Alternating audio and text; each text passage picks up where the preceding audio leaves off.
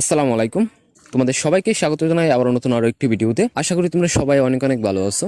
গুচ্ছ অধিভুক্ত 24টি বিশ্ববিদ্যালয়ে যারা ভর্তি পরীক্ষা দিয়েছিলে, তোমাদের তৃতীয় পর্যায়ের ভর্তি কার্যক্রম শেষ হলেও কিন্তু এখনো চতুর্থ পর্যায়ের ভর্তি কার্যক্রম বাকি রয়েছে। এছাড়াও তোমাদের সেপ্টেম্বরের প্রথম সপ্তাহ থেকে কিন্তু তোমাদের ক্লাস শুরু হওয়ার কথা ছিল, কিন্তু এই কথাটা কিন্তু আর বাস্তবায়ন করা সম্ভব হচ্ছে না মনে হচ্ছে, কারণ তোমাদের ক্লাস কার্যক্রম শুরু হতে আরো দেরি হবে। এছাড়াও একটি গুরুত্বপূর্ণ আপডেট রয়েছে তোমাদের জন্য কৃষিগুচ্ছের ব্যাপারটা নিয়ে। কৃষিগুচ্ছে যারা ভর্তি পরীক্ষা দিবে, সম্ভবত তারা ভর্তি পরীক্ষা দেওয়ার পর গুচ্ছে যদি আসন ফাঁকা থাকে, সেক্ষেত্রে পরবর্তীতে কিন্তু তোমাদেরকে ভর্তি নেওয়া হবে গুচ্ছে। তো সেই ক্ষেত্রে যারা ওয়েটিং লিস্টে আছো, এখন যারা বর্তমানে জিএসটি গুচ্ছে ভর্তি হয়ে আছে কোনো একটা সাবজেক্ট নিয়ে, দেখা যাচ্ছে তার সাবজেক্টটি পছন্দ হয়নি বা সে ভালো কোনো সাবজেক্ট পায়নি, পরবর্তীতে সে যখন কৃষিগুচ্ছে ভর্তি পরীক্ষা দিবে তখন দেখা গেল সে একটা ভালো সাবজেক্ট পেয়ে গেল।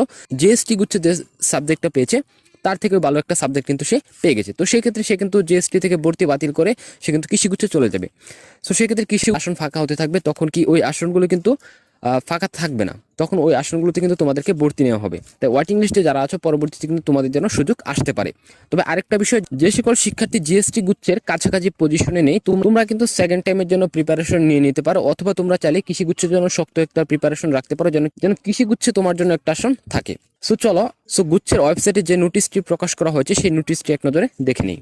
জিএসটি 2023-24 শিক্ষাবর্ষে ভর্তি ইচ্ছুক শিক্ষার্থীদের গত কয়েকদিন কমপ্লেন বক্সের মাধ্যমে অভিযোগ পর্যবেক্ষণ করে প্রতীয়মান হয় যে ভর্তির প্রথম পর্যায়ে প্রথমে প্রকাশিত সাবজেক্ট সিলেকশন ও ওয়াইট বিস্তারিত তুলে ধরা হলো। প্রকাশিত মেধা তালিকা অনুযায়ী জিএসটি গুচ্ছের ভর্তি কার্যক্রম চলমান রয়েছে। মেধাক্রম সঠিক থাকলেও দুটি বিশ্ববিদ্যালয়ের কিছু সাবজেক্টের আসন সংখ্যা সংক্রান্ত তথ্য গরমিল হওয়ায় প্রথম পর্যায়ের প্রথম প্রকাশিত এ ইউনিটের সাবজেক্ট সিলেকশন ও ওয়েটিং লিস্টে কিছু সমস্যা পরিলক্ষিত হয়েছিল। উল্লেখ্য, সেই তালিকা অনুযায়ী কোনো আবেদনকারী ভর্তি নিশ্চয়ন করা হয়নি। তালিকাটি প্রকাশের অল্প কিছুক্ষণের মধ্যেই বিষয়টি নজরে আসলে সমস্যাটি সমাধান করে 4 ঘন্টা পর সঠিক তালিকা সহ পুনরায় ভর্তির সিস্টেমটি চালু করা হয়। অর্থাৎ প্রথম যখন একদম শুরুর দিকে যখন তোমাদের মেধা তালিকা প্রকাশ করা হয়েছিল, তখন কিন্তু অনেকে চান্স পেয়েছিল। পরবর্তীতে তোমরা দেখতে পাচ্ছিলে যে তোমাদের ওয়েটিং লিস্টে দেখাচ্ছে।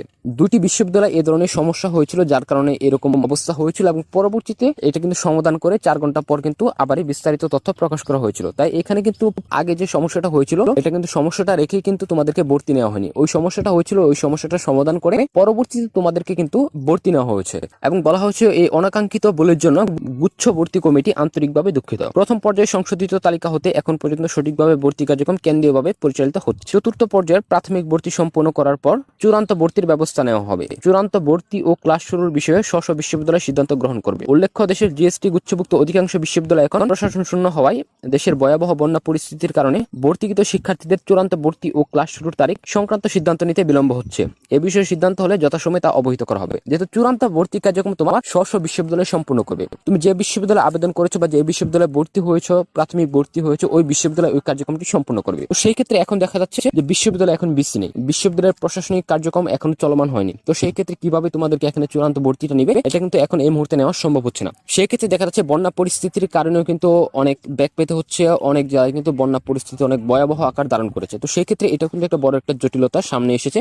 তো সেই জন্য কিন্তু তোমাদের এখন চতুর্থ মেরিটের ভর্তি নেবে না, এবং চতুর্থ মেরিটের ভর্তি নেওয়ার পর কিন্তু তোমাদের চূড়ান্ত ভর্তি নেওয়া হবে। এ বিষয়ে সিদ্ধান্ত হলে যথাসময়ে তা অবহিত করা হবে। শিক্ষার্থীদের চাহিদার বিষয়টি বিবেচনায় জিএসটি গুচ্ছভুক্ত বিশ্ববিদ্যালয়ের সময় আসন শূন্য থাকা সাপেক্ষে কৃষিগুচ্ছের পরে চূড়ান্ত মাইগ্রেশন সাবজেক্ট বিশ্ববিদ্যালয় উভয় এর মাধ্যমে ভর্তি প্রক্রিয়া সম্পূর্ণ করা হবে। অর্থাৎ কৃষিগুচ্ছের ব্যাপারটা কিন্তু এখানে আলোচনা এসে পড়েছে, যে কৃষিগুচ্ছ যারা ভর্তি হবে বা কৃষিগুচ্ছের ভর্তি পরীক্ষার পর যদি জিএসটি গুচ্ছে আসন ফাঁকা হয়, সেই ক্ষেত্রে কিন্তু নতুন করে শিক্ষার্থীরা জিএসটি গুচ্ছে ভর্তি হওয়ার জন্য সুযোগ পাবে। যারা ওয়েটিং লিস্টে রয়েছে, তোমাদের কিন্তু ভর্তি হওয়ার জন্য একটা সুযোগ কিন্তু পরবর্তীতে আসতে পারে। তবে দেখা যাবে বিশ্ববিদ্যালয়গুলোতে আহামরি অনেক বেশি আসন কিন্তু ফাঁকা নাও হতে পারে। সেই জন্য যাদের মেরিট পজিশন অনেক দূরে রয়েছে, তারা কিন্তু সেকেন্ড টাইমের জন্য প্রিপারেশন নিতে পারো, অথবা কৃষিগুচ্ছের জন্য একটা শক্তিশালী একটা প্রিপারেশন রাখো, যেন একটা আসন তুমি ধরে রাখতে পারো। তো এই ছিল তোমার জিএসটি গুচ্ছের সর্বশেষ আপডেট। পরবর্তীতে গুরুত্বপূর্ণ কোনো তথ্য আসলে অবশ্যই তোমাদেরকে জানিয়ে দেবো। শিক্ষার্থী বন্ধুরা, আজকের মতো এ পর্যন্তই। দেখা হচ্ছে আগামী নতুন কোনো ভিডিওতে। ততক্ষণ মধ্যে সবাই ভালো থাকো, সুস্থ থাকো।